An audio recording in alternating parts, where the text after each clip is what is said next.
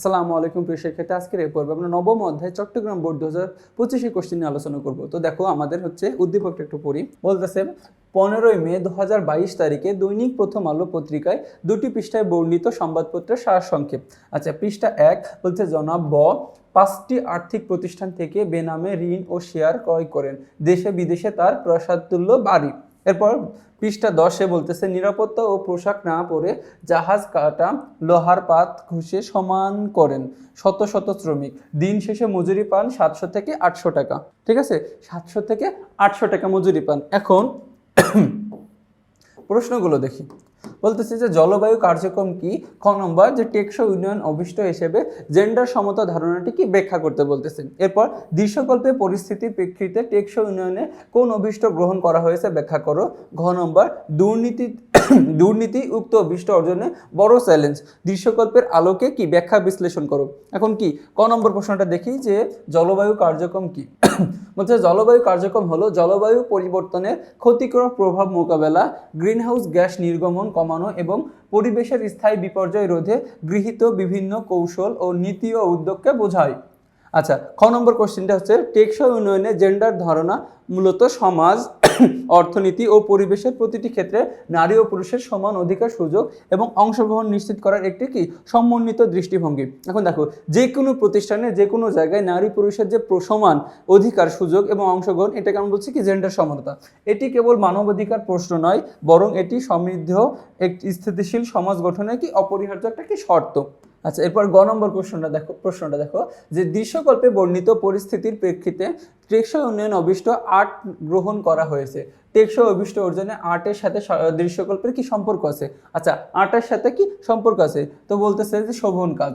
যে টেকসই উন্নয়ন অভিষ্ট 8-এর অন্যতম লক্ষ্য হলো যে সকল নারী ও পুরুষের জন্য নিরাপদ পরিবেশ শোভন কাজ নিশ্চিত করা। কি নিরাপদ পরিবেশে শোভন কাজ নিশ্চিত করা। দেখো, দৃশ্যকল্পে শ্রমিকদের নিরাপত্তা ও পোশাক ছাড়া কাজ করা এই লক্ষ্যের পরিপন্থী, মানে কি বিপরীত। নিরাপদ কর্মপরিবেশ নিশ্চিত করার মাধ্যমে কি টেকসই উন্নয়ন কি সম্ভব। এরপর আছে ন্যায্য মজুরি।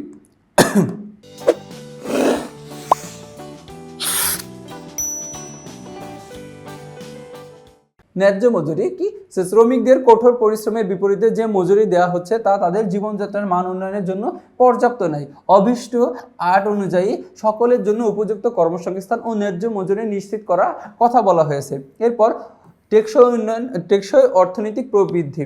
বলতেছে আর্থিক খাতে স্বচ্ছতা ও জবাবদিহিতা নিশ্চিত করা অর্থনৈতিক স্থিতিশীলতার জন্য কি জরুরি। জনাব ব এর মতো ব্যক্তিদের অনিয়ম দূর করে একটি সুস্থ আর্থিক ব্যবস্থা গড়ে তোলা অভিষ্ট 8-এর লক্ষ্যে কি অন্তর্ভুক্ত। আচ্ছা, পরিশেষে বলা যায় কর্মক্ষেত্রে নিরাপত্তা নিশ্চিত করা, শ্রমিকদের ন্যায্য অধিকার প্রদান এবং আর্থিক খাতের শৃঙ্খলা বজায় রাখার মাধ্যমে টেকসই উন্নয়নের এই অভিষ্টটি অর্জন করা সম্ভব। আচ্ছা, এরপর আমরা ঘ নম্বর কোশ্চেনটা দেখি যে বলতেছে দৃশ্যকল্পের আলোকে দুর্নীতি অভিষ্ট অর্জনের কি বড় চ্যালেঞ্জ, উক্তিটি কি ব্যাখ্যা করা হলো। বলতেছে দৃশ্যকল্প 1-এ দেখা যায় যে জনাব ব বেনামে 5টি আর্থিক প্রতিষ্ঠান থেকে ঋণ ও শেয়ার ক্রয় করে দেশে বিদেশে বিপুল সম্পদের কি মালিক হয়েছেন। এটি মূলত আর্থিক খাতের দুর্নীতি এবং অবৈধ অর্থ পাচারকে নির্দেশ করে। দৃশ্যকল্প 2-এ দেখা যাচ্ছে শ্রমিকরা জীবন ঝুঁকি নিয়ে নিরাপত্তা সরঞ্জাম ছাড়াই কাজ করছে এবং নামমাত্র মজুরি পাচ্ছে। এই দুটি চিত্র টেকসই উন্নয়নের কি লক্ষ্যমাত্রা অর্জনে কি বড় একটা কি চ্যালেঞ্জ আমরা জানি। এরপর বলতেছে দেখো টেকসই উন্নয়ন ও দুর্নীতি।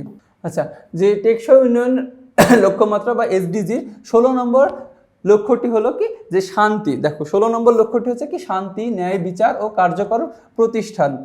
এই লক্ষ্যে অর্জনের জন্য দুর্নীতি দমন এবং অবৈধ অর্থের প্রবাহ বন্ধ করা অপরিহার্য। আচ্ছা, আমরা জানি যে এসডিজি হচ্ছে কি 17টি লক্ষ্যমাত্রা আছে। এই 17টি লক্ষ্যমাত্রা 16 নম্বর লক্ষ্যমাত্রাটি হচ্ছে কি শান্তি, ন্যায় বিচার ও কার্যকর প্রতিষ্ঠান। তো দেখো, এই লক্ষ্যে অর্জনের জন্য দুর্নীতি দমন ও অবৈধ অর্থ প্রভাব কি করতে হবে, বন্ধ করা অপরিহার্য। জনাব ব এর মতো ব্যক্তিদের কর্মকাণ্ড ব্যাংক খাতের স্থিতিশীলতা নষ্ট করে এবং রাষ্ট্রীয় সম্পদ কি অপচয় ঘটায়। দেখো, এই ব হচ্ছে কি বিভিন্ন ব্যাংক থেকে ঋণ নিয়ে কি অন্য দেশে অর্থ পাচার করে দিয়েছে। এরপরে অর্থনৈতিক ও সামাজিক বৈষম্য দেখা যায় পরবর্তীতে। দুর্নীতির ফলে সমাজে একটি ক্ষুদ্র গোষ্ঠী বিপুল সম্পদের মালিক হয়। এখন দেখো যে 2 জন অথবা 3 জন অথবা 4 জন ব্যক্তি কি করছে, এই ব্যাংক থেকে ঋণ নিয়ে বাইরের দেশে অর্থ পাচার করে দিছে। কিন্তু এক্ষেত্রে দেখা যায় সমাজের সকলে একটা ক্ষুদ্র গোষ্ঠী বিপুল সম্পদের মালিক হলেও কি যে দেখা যাচ্ছে কি যে বিপুল জনগোষ্ঠী কি হয় এর হচ্ছে ভোগ করে। যা দৃশ্যকল্প 1-এ ফুটে উঠেছে। অন্যদিকে দৃশ্যকল্প 2-এ শ্রমিকদের মতো সাধারণ মানুষও তাদের ন্যায্য অধিকার ও সুরক্ষা থেকে বঞ্চিত হয়। এই আর্থিক বৈষম্য, দারিদ্র্য বিমোচন ও শোভন কাজ ও অর্থনৈতিক প্রবৃদ্ধি অর্জনে কি বড় পথে বড় বাধা একটা। এরপর আছে কি সুশাসনের অভাব। যে দৃশ্যকল্পের ঘটনাগুলো প্রমাণ করে যে নিয়ম নীতির দুর্বল প্রয়োগ এবং সচ্ছলতার অভাব থাকলে দুর্নীতি জেঁকে বসে। জনাব এর মতো প্রভাবশালীরা যখন নিয়ম ভেঙে পেয়ে যায় তখন সাধারণ মানুষের মধ্যে প্রতিষ্ঠানের প্রতি আস্থা কমে যায়। এই জন্য সুশাসন নিশ্চিত করতে হবে। এরপর আছে কি সেবা খাতে ভোগান্তি। আচ্ছা, ট্রান্সপারেন্সি ইন্টারন্যাশনাল বাংলাদেশ, দেখো টিআইবি এর জরিপ অনুযায়ী আইন শৃঙ্খলা রক্ষাকারী সংস্থা, পাসপোর্ট, বিআরটিএ, ভূমি ও বিচারিক সেবায় উচ্চমাত্রার দুর্নীতি রয়েছে। দেখো এই সব মাত্রাগুলোতে সবচেয়ে কি উচ্চমাত্রার দুর্নীতি রয়েছে কি এই ট্রান্সপারেন্সি ইন্টারন্যাশনাল বাংলাদেশ। তো দেখো এটা বিভিন্ন জরিপ নিয়ে কাজ করে, তো যারা হচ্ছে সংস্থার জরিপ নিয়ে এর মধ্যে কি কি আছে, যে শৃঙ্খলা রক্ষাকারী সংস্থা আছে, আইন শৃঙ্খলা রক্ষাকারী সংস্থা, তারপরে পাসপোর্ট, বিআরটিএ, ভূমি বিচারিক সেবায় উচ্চমাত্রার দুর্নীতি রয়েছে। তো পরিশেষে কি বলা যায়, পরিশেষে বলা যায় যে দুর্নীতি বাংলাদেশের টেকসই উন্নয়ন অভিষ্ট এসডিজি অর্থনৈতিক প্রবৃদ্ধি ও সুশাসন প্রতিষ্ঠার পথে সবচেয়ে কি বড় চ্যালেঞ্জ। তো রাজনৈতিক সদিচ্ছা, কঠোর আইন প্রয়োগ ও স্বচ্ছতা ও অটোমেশন ছাড়া এই চক্র কি ভাঙ্গা কঠিন। তো দেখো এরই মাধ্যমে আমরা কি এই বোর্ড কোশ্চেন সলভ করে ফেললাম। তো পরবর্তী তোমাদের সাথে আবার দেখা হবে। আসসালামু আলাইকুম।